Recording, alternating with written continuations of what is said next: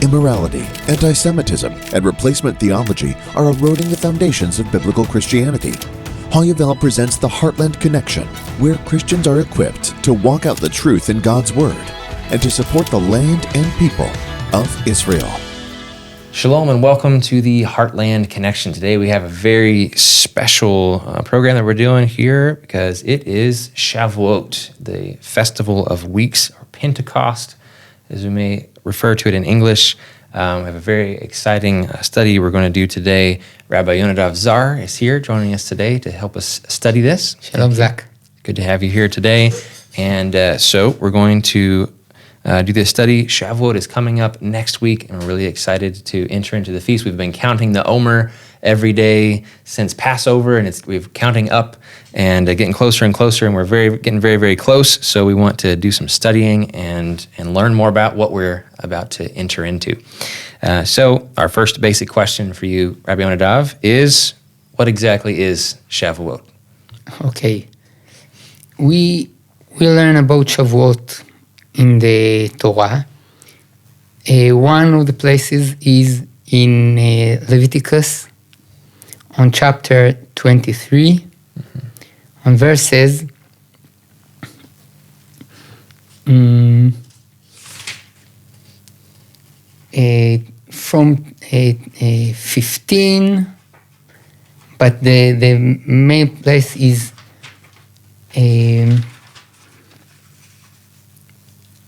on 15, 16, 17, and there we learn that after the first holiday of Passover, we have to count 7 weeks, and after the last day, the 49th day, we have to celebrate a feast. And this day is on the beginning of the 3rd month, the 3rd month. We have no exactly a date for this day because it depends on the counting, and when the temple was built, we made the length of the months according to the seeing of the moon. The moon, the sighting. Yes. So it can be a day, more day or less day, but it's the beginning of the 3rd month. And then we have new sacrifice from the wheat of the new year. So we had barley back at Passover. That's right. And now the wheat is come to be harvested. But the barley, the sacrifice of the barley on the 2nd day of Passover allow us to eat from the new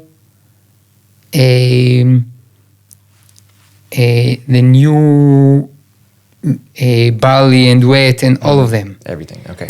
And the new sacrifice from the wheat on Shavuot allow us to use the new tvua, the new barley and wheat and all of them for the temple, for sacrifices. Okay. So this day, we know when to celebrate it according to the count. And we have new sacrifice to bring. And that's what written. There are sacrifices that mentioned on Leviticus, and another more sacrifices on Numbers, on chapter 28, on verses 26 to 31. And it's called Yom HaBikurim, the day of the first fruits, and also beshavuotechem, in your weeks. So this is clue for the name Shavuot, weeks. It's because of the counting of 7 weeks Right. until this day. And now we connect this day of Shavuot to very important day, very unique day, the day of the acceptance of the Torah on Mount Sinai. Okay. So we didn't necessarily see that in Leviticus 23 That's right. and those places. So how did you come to the connection? Okay. On Exodus, on portion Yitro, on chapter 19, verse 1, בחודש השלישי לצאת בני ישראל מארץ מצרים, ביום הזה באו מדבר סיני. The third month, the first day, they arrived to Sinai desert. In Sinai desert, they were for almost a year. This year began here in Parashat Yitro portion, and end on portion Behalotcha, on Numbers, on chapter 10, on verse 11, ויהי בשנה השנית בחודש השני ב-20 בחודש, נעלה הענן מעל משכן העדות, I read the translation after, וייסעו בני ישראל למסעיהם ממדבר סיני, וישכון הענן במדבר פרן. It was in the second year, in the second month, on the 20th of the month, the cloud was lifted from upon the tabernacle of the testimony. The children of Israel journeyed on their journeys from the wilderness of Sinai, and the cloud rested in the wilderness of Paran. And after a year, they did not come back to wilderness of Sinai. They were there only a year. They did not go there. They just arrived, and after almost a year minus 10 days, they went to wilderness of Paran. So again, we are back to Parashat Yitro. So they arrived to the wilderness of Sinai on the first day of the third month, and after some days, few days, it's not written exactly. After a couple of days, they had to prepare for 3 days, and we can't say exactly according to the verses. After some days, they accept the Torah there on Mount Sinai. The rabbis in the Talmud makes the account and tells us that this is the day of Shavuot. Okay. Wow. So on this day, they said, is when the Torah was received by Israel, and we know the story from Exodus. This is like one of the most incredible experiences of all time. They had just come out of Egypt through the Red Sea, and now they're at the mountain, and the mountain's quaking, and the cloud, and the lightning, and the fire, and the shofar, and it's very dramatic situation. And then God gives His word to the people. Such an amazing thing that God would allow us to know how we should live, what the commandments are for us. So wow. That's really, really amazing. And it's good to hear the background on how it's connected to Shavuot, because just reading through quickly and seeing the verses in Leviticus, you'd think, wait, how is that connected? So it's good to hear the background on how that comes about. God commands us commands the children of Israel to celebrate this festival. It's connected to the giving of the Torah. So what are the customs of Shavuot that you guys do today? Okay. Of course, we have the sacrifices, but we have no temple today, so we can't make the sacrifices. Mm-hmm. But we have some customs. First of all, we read in the Torah the part of the portion of Yitro about the acceptance of the Torah. Mm-hmm. Okay, so you actually read that on Shavuot. Yes, on the morning prayer. Mm-hmm. And also there is very popular custom to learn Torah all the night. Mm-hmm. Okay, where does that come from? That comes from a tradition that on the morning of the acceptance of the Torah, mm-hmm. the people of Israel sleep. Mm. And Moshe had to awake them and say, whoa, what about you? There is... So we learn all the night. We want to be ready to accept the Torah again on the morning. Mm-hmm. So basically to show how excited you are and how much you want to do. So you study the Torah all night long to show that now we understand better and what this is, and we want to accept it. We want to embrace it and learn it, and that's the basic idea. That's right. So this year coming up, we have Shavuot starting on Sunday night, and so you'll have like a festive meal on Sunday night, and then right after the meal you begin Torah studies, or is it just different times of night, or all the way until sunrise? Yeah, after the meal. Mm-hmm. We are going to the synagogue or the yeshiva, and there are lessons, and there are a singular studies. We learn until the morning. Until the morning, okay. And then so you study and then have like the morning prayers together and then go get sleep? That's right. After?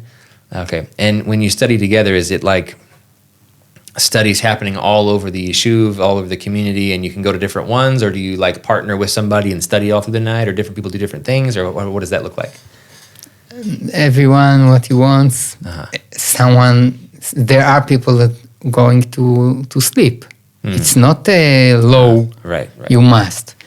And you can learn, you can read. There are some customs of studies.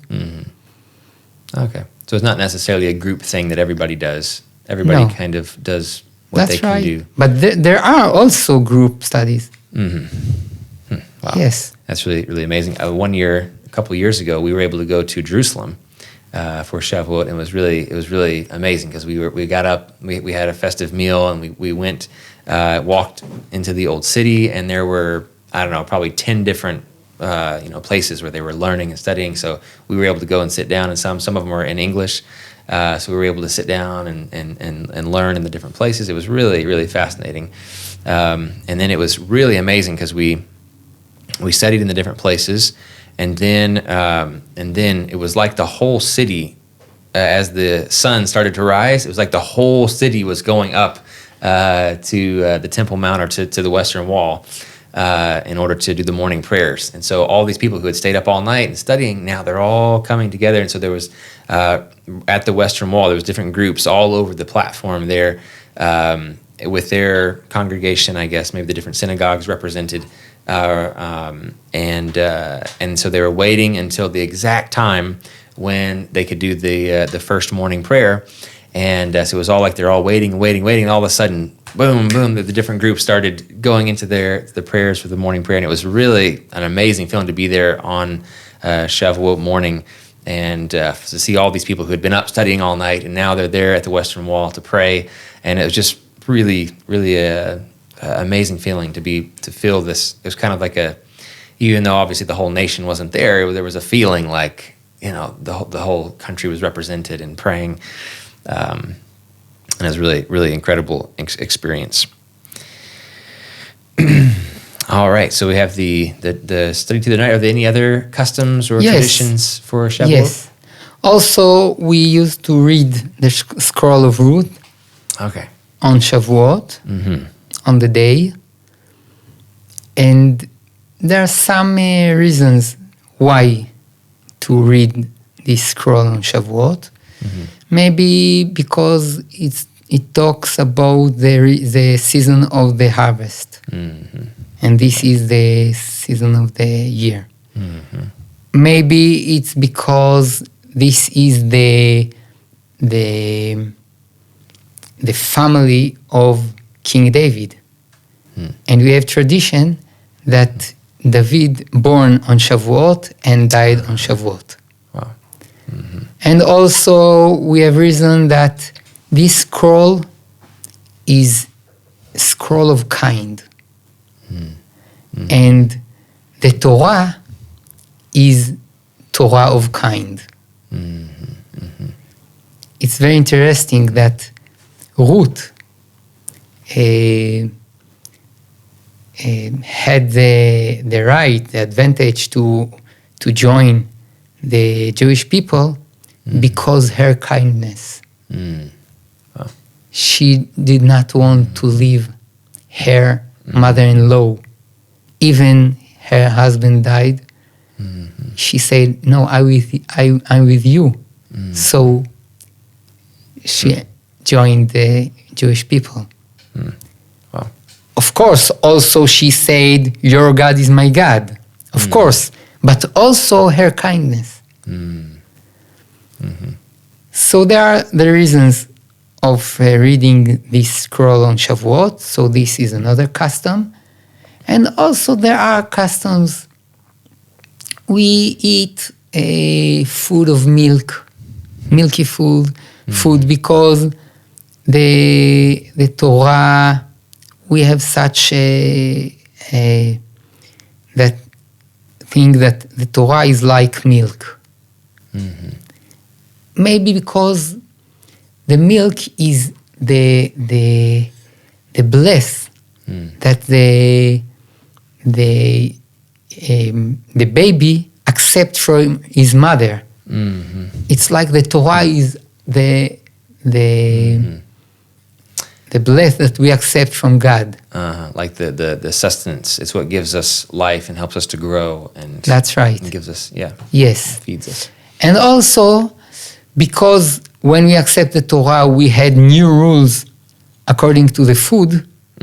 So we used to, in the first meal, it's like a custom of some people to eat milky food in the beginning and then to take it off and clean up and then eat meat. Like on the Erev Shavuot? Yes. For the big feast. To show the new rules that we accept on this day. Okay. Not to involve meat and milk together. Wow, that's really interesting. Yeah, so basically you're saying that any kind of dairy foods, anything with milk, so cheese and butter and milk, and I think one of the common ones is blintzes, right? Blintz is one of the big ones. Blinches. Yes. It's one of the big Shavuot meals. So, but ice cream, anything dairy. Yes, lots of dairy it's foods. not a strong custom. Just to remind you of the nourishment of the Torah. Yes. Wow, it's really good. I say it's very late custom. Okay, so it developed later. Yes, that's right. Okay, interesting. Wow, very good. So are there any other customs or traditions that you can think of for Shavuot? No. That's the basic idea that we're studying. Great. And with the book of Ruth, is that something you read all together on Shavuot day, or is that just something that you study during the night study, or both, or when does? No, we read it. You read it on together join with one of the prayers. We read it aloud on the synagogue.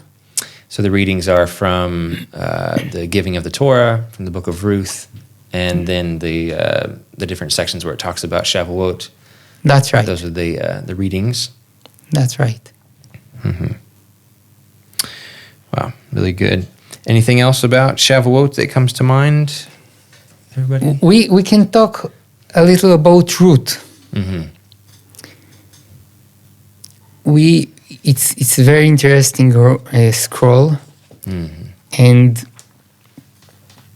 first of all, it's about the days of starve in the land, Right. and one of the leaders decided to leave,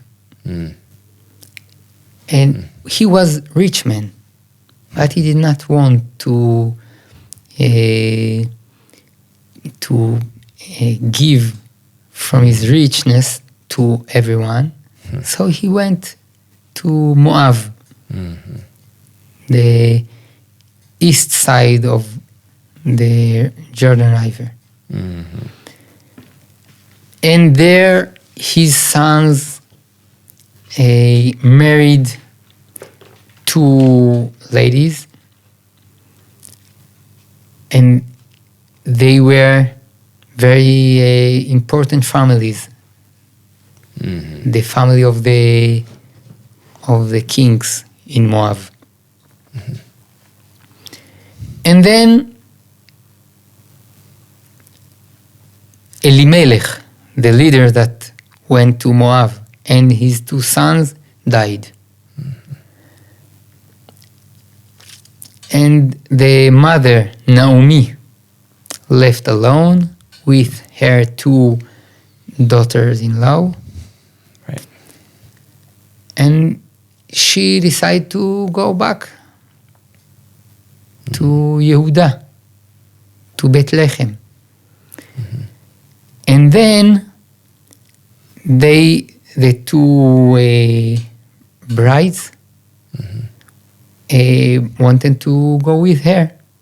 And she said, no, you have to build your life again, find your husband, and leave me.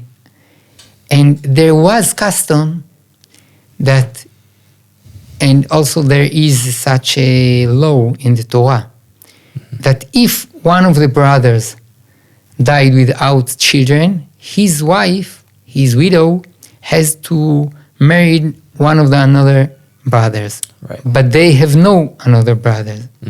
So, but also there was custom that she will marry to one from the family, even if it's not brother.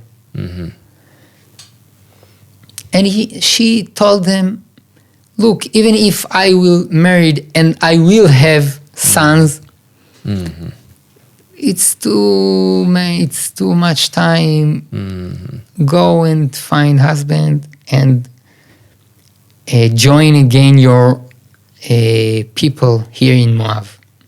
So Orpah decided to go, and Ruth decided to join her. She could not leave her. She was kind.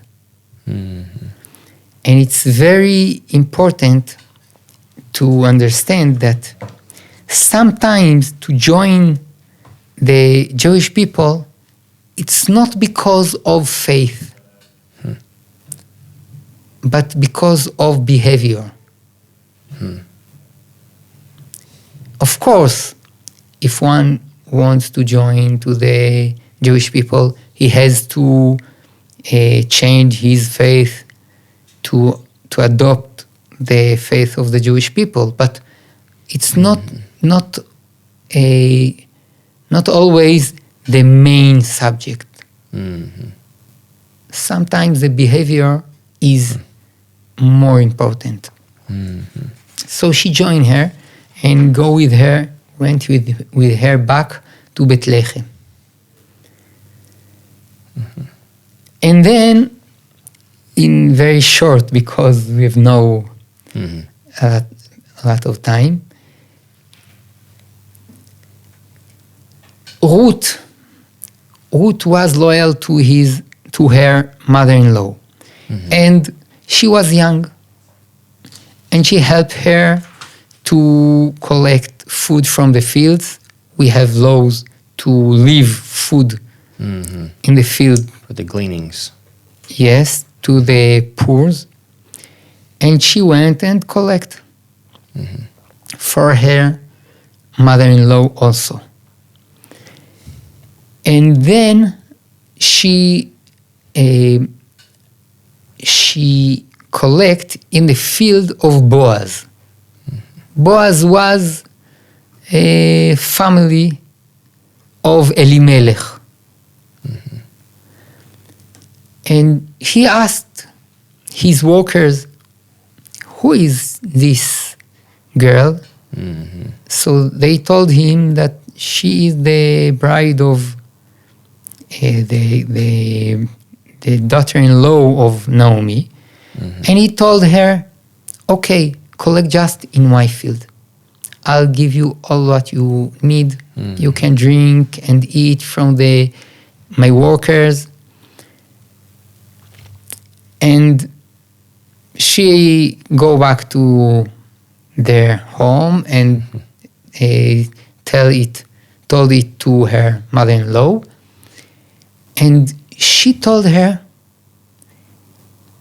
look, I have to worry about you for an husband. So you will go at the night to the barn. To the barn, yeah. And go sleep near the legs of Boaz, and he will tell you what to do. And she did it, and in the middle of the night, he discovered that she is asleep near him, and he was afraid, and she told him, it's me, Ruth. So he told him, okay, take wheat or barley, and I will treat you. I will take care of you. I will worry about you. In the morning, he took the elders of the city and told them, okay, there are fields of Elimelech and his widow Naomi, who want to buy it. So there was another relative that said, I will buy it. So he told it, okay, if you buy it, you have to take also Ruth. Right. So he said, oh no, I don't want. She's Moabite. It's not good. I don't want. So Boaz said, okay, I will take it. I will take her and I will buy the fields. And according to the Midrash, the next morning, Boaz died. He was with Ruth only one night. And in this night, Ruth become conceived. And from this son came the family of David, the king. And it's all about the kindness of Ruth and Naomi and Boaz. So wonderful background for kingdom that has to be kind and to help, to think how to improve the people, to make the best for everyone. Which reminds me of all the way back to Avraham and that you'll be a blessing to all the families of the earth, right? So this kindness that they had in themselves was what God wanted to bring to the entire world, right?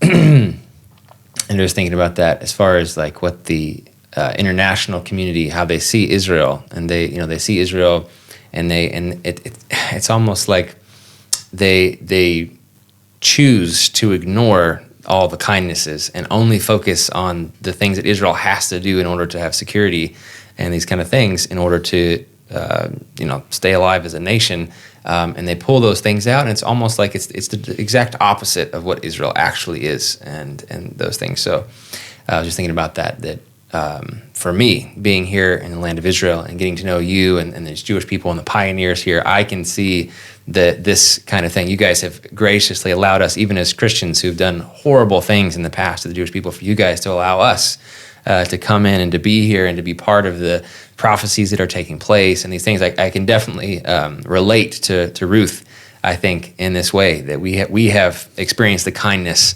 of you and the community and the leaders here. And there's been people who've questioned us, be like, wait, what are you doing? Why are you here? And it sounds like Ruth had some of that same problem too.